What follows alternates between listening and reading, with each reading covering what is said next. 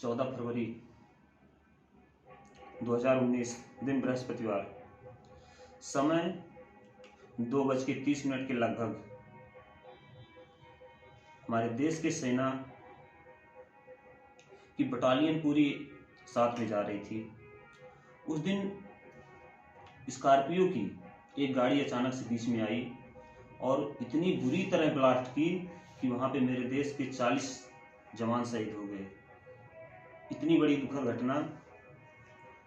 आज 2 साल हो गए।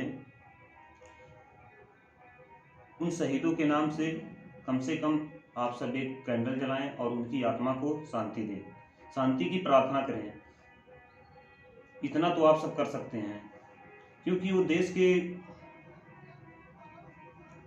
के लिए मर मिटने के लिए सदैव तत्पर रहते हैं और जिनकी वजह से हम यहाँ बैठकर चैन की नींद और सुख की दाना खाते हैं।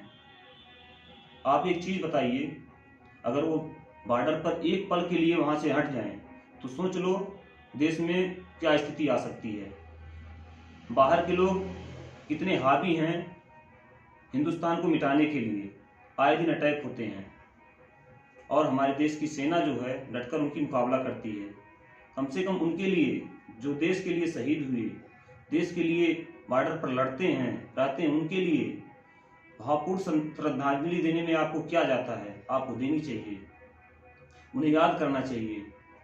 डेली कम से कम 2-4 मिनट, 10 मिनट, आधा घंटा देश के प्रति कुछ सोचना चाहिए कि क्या हो रहा है, देश में क्या होना चाहिए। युवा पीढ़ी को खास करके जागृत करना चाहिए कि आपको ऐसा नहीं ऐसा करो, देश के लिए कुछ ऐसा करो, ताकि देश का भविष्य आगे आने वाला बचे, देश का भविष्य मजबूत हो। इस चीज को आप देखते रहिए। आप एक चीज उस माँ से पूछिए जिसने अपने बेटे को खोया हो, उस पिता से पूछो जिसने अपने बेटे को खोया हो, उस पत्नी से पूछिए जिसने अपने पति को खोया हो, और उस बच्चे से पूछिए जिसने अपने बाप का सर से साया उठते देख लिया। उसको कितना दुख होता होगा। हम सब तो अपने घरों में बैठकर क्या करते हैं, जो भी करते हैं उनकी देन है।